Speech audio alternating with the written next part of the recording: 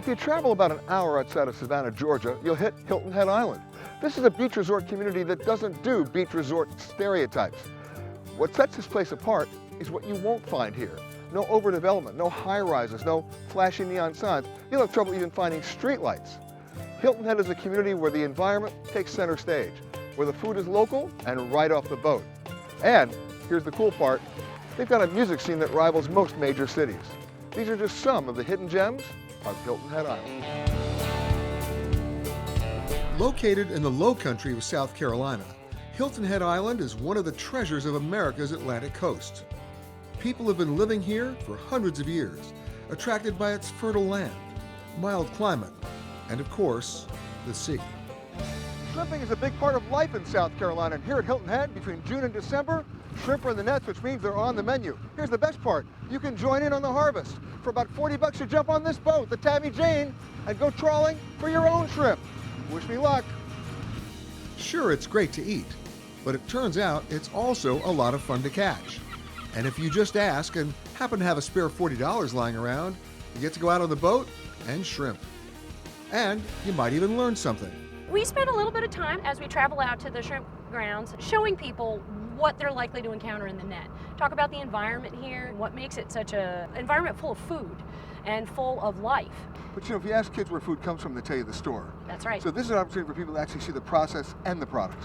And learn a little bit more about it. But we're looking for shrimp. We're looking for shrimp, that's right. Panita shrimp, and when you think of a jumbo shrimp cocktail, that's the shrimp we're looking for. So we're actually looking for a jumbo shrimp cocktail. We are shrimping. Can you tell when you're pulling it up that you got a big load or no? Can't really tell. Can't tell, no. Can't really tell, really until it gets to the surface. Now you realize if we don't have any shrimp, we're gonna need a bigger boat. Here we go. Look at those birds, they all know, look at this. Whoa, we got something. Yeah, baby, right on up here, boys.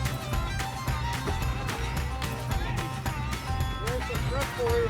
Whoa, Okay, you got everything in here. that's how you catch some shrimp. The first thing the crew does is sift through the haul and pull out all the bycatch. Those are the animals we're gonna toss back. Okay, let's see what we got here. What is that? The local fishermen call this a ribbon fish. Look at those teeth. Now you got a horseshoe crab here. Yes, we love our horseshoe those are crab. great. Thank you for joining the party. See a little sand shark there. Shark nose, sand sharks, all sorts of different sharks.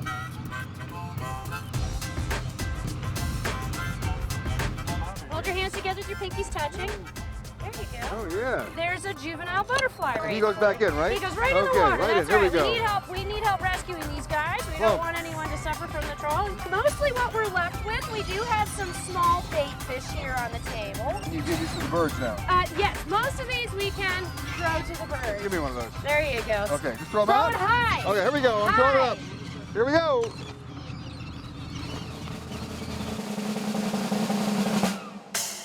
Oh! How'd you do? Did you catch Oh it? man, They that was get- great. But of course, the real reason we're out here is for the shrimp. Big ones and small. Okay, so these different size shrimp, they indicate the different ages. The larger shrimp only live maybe 1 year, maybe 14 months. So these guys were hatched probably much earlier this year. This guy is maybe only a month or two old. Oh. Okay. What do we do with him? We're gonna eat them. We're gonna eat them for sure. But before we can eat them, we gotta clean them, which means taking off their heads. And so the traditional shrimper technique is a pinching method. And you can pinch down just right. You're gonna get the vein out, that's important. Right? Okay, but you also want to get those walking legs off. And here's this beautiful deep vein tail. And it's worth saying, every shrimp you've ever eaten in your life that had the head taken off, you have to remember the head was taken off by a person. There's no machine that does this. But who needs a machine when the Tammy Jane has these two guys? So wash his hands. It'll take us probably about 4 hours. And with a catch like this, they need all hands on deck. And bottom towards the legs. Ah, but I got him. Look at that. Home run.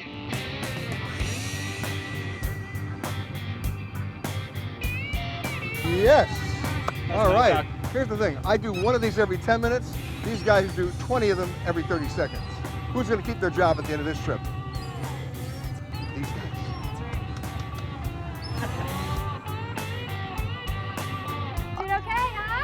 Mine was this big. Mine was bigger. Good job, Peter. Not bad. Thank you. Not bad, because the hard part of the trip is over, and the Tammy Jane's next stop is the dock to get all this shrimp cooked. And Andrew Carmine's just the guy to do it. When folks come in town, they don't necessarily have a kitchen in the place that they're staying. They'll go out on the Tammy Jane, bring in a bag of shrimp, and we'll steam them in the bar for them.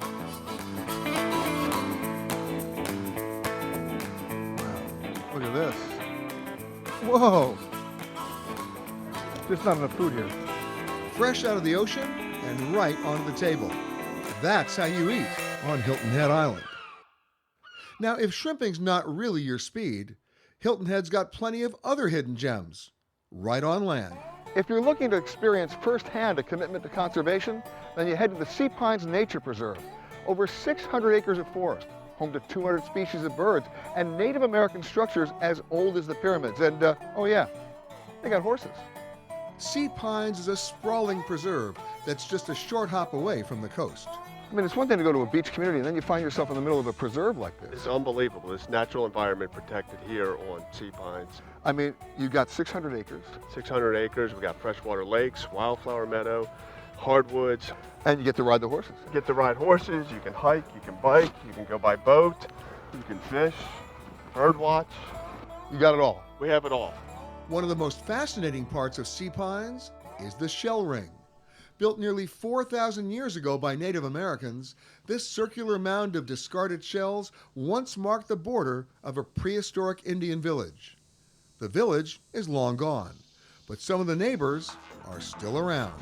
You also have alligators. Yep. Are they nice? Very nice. You lying to me? You respect them. He was lying to me. After a day at Sea Pines, you might be tempted to hit the sack early. But then again, this is South Carolina, and later means much later, as in music.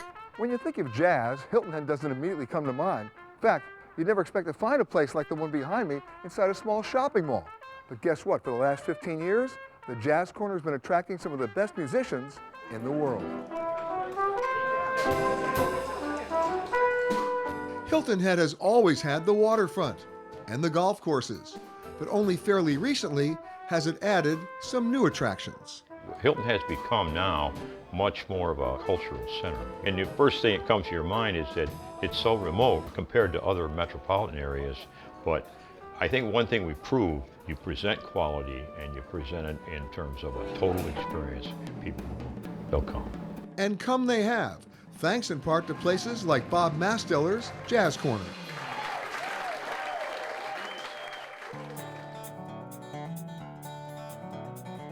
Perhaps the biggest surprise of Hilton Head Island is how refreshingly manageable it all is. You can walk it, bike it, hike it, fish it, swim it, and do it all at your own pace. And that's the best hidden gem of all.